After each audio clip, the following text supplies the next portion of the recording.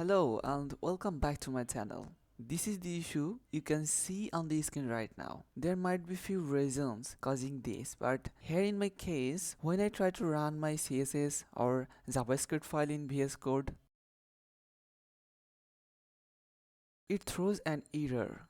And then if I try to run the website again, it shows this site can't be reached. Don't worry, the solution is very simple.